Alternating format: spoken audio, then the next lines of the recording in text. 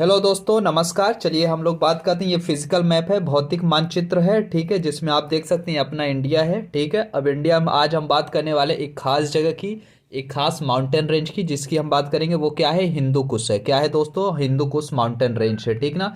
अब देखिए इसकी स्थिति आप देख सकते हैं। तो ये देखिए क्या है, काबुल है। काबुल अफगानिस्तान की राजधानी है, इतना क्लियर रखिएगा। वहीं जस्ट काबुल के है ना, आप यहाँ देखते हैं तो आपको क्या मिलता है? इस्लामाबाद, जो कि पता ही है ये क्या है, पाकिस्तान की राजधानी है, पाकिस्तान की कैपिटल है ना, कैपिटल ऑफ पाकिस्तान इस्लामाबाद, पाकिस्तान की राजधानी इस्लामाबाद है। अफगानिस्तान की क्या है? काबुल है। इसी के जस्ट आप पीछे है ना, ये वाला, ये पूरा जो क्षेत्र देख रहे हैं, ये क्या है? हिंदू कुश माउंटेन रेंज है, मतलब हिंदू कुश पर्वत श्रेणी है, ठीक है। इतना क्लियर रखिएगा दोस्तों। अब अगर हम इसकी स्थिति देखेंगे तो ये देखिए भारत है अपना दिख रहा है, और यहाँ पे ये क्या है? हिमालय माउंटेन रेंज है। अब ये पूरा का पूरा हिमालय माउंटेन रेंज इधर आ रही है, ठीक। इतना क्लियर रखिएगा दोस्तों। हमने क्या बताया है? ऊपर की तरफ हमेशा क्या होता है? उत्तर होता है। और इधर नीचे आएंगे तो आपको क्या मिलेगा? दक्षिण मिलेगा। और इस साइड आएंगे तो आपको पूरब मिलेगा, और यही साइड आपको दिखेगा क्या? पश्चिम दिखेगा। तो देखिए ये आपका हिमालय है। हिमालय से है ना, हिमालय पर्वत श्रेणी से पश्चिम में क्या आपको मिलेगा? हिंदू कुश पर्वत श्रेणी मिलेगा, ठीक है ना। अब देखिए ये कौन से क्षेत्र में लग रहा है? तो ये ईरान का क्षेत्र है, यहाँ पे आप देख सकते हैं। तो ईरान की क्षेत्र है ना, मतलब ईरान से आपको किधर पड़ रहा है ये? आप है ना, हमने बताया था इस साइड जब आप जाओगे तो क्या हो जाएगा? पश्चिम होगा। इधर आओगे तो आपको क्या आएगा? पूरब आएगा। मतलब ईरान में है ना, पूरब की, पूर्वी ईरान की तरफ ये आपको क्या मिलेगा? हिंदू कुश माउंटेन रेंज मिल रही है, ठीक। इतना क्लियर रखिएगा दोस्तों। और ख़ास बात क्या है हिंदू कुश माउंटेन रेंज की? तो इसका ऐतिहासिक महत्व है, जैसा कि आप जानते हैं। यहाँ पे एक खैबर पास है। क्या है दोस्तों?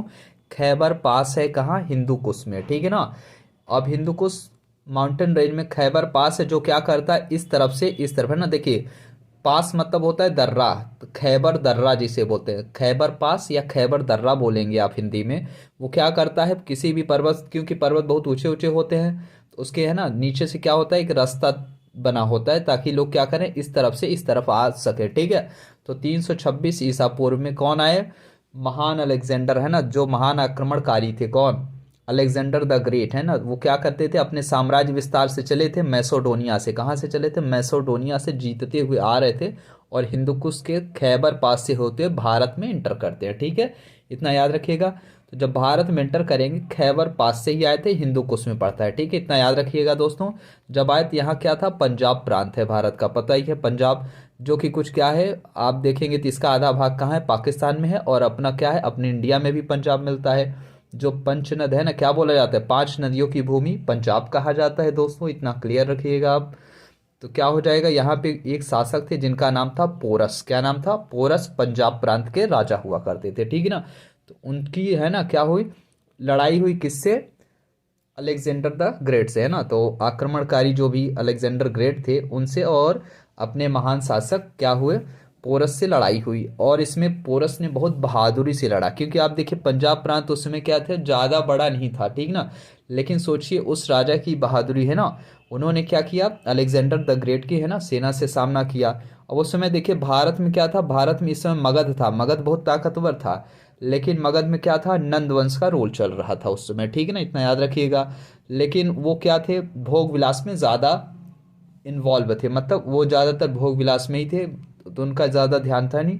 और पोरस फिलहाल क्या थे? इस साइड थे। तो पोरस ने तो नंद, जो नंद वंश था वो ज़्यादा इन्वॉल्व नहीं था, मतलब भारत उसमें अखंड भारत देखिए, उसमें लगभग शायद तक्षशिला में ये बात चल रही थी, अखंड भारत। जो आचार्य है ना, जो विष्णुगुप्त थे, कौटिल्य है ना, उनकी बात की जा रही थी। तो वो अखंड भारत की कल्पना कर रहे थे, लेकिन उस समय अखंड भारत था नहीं।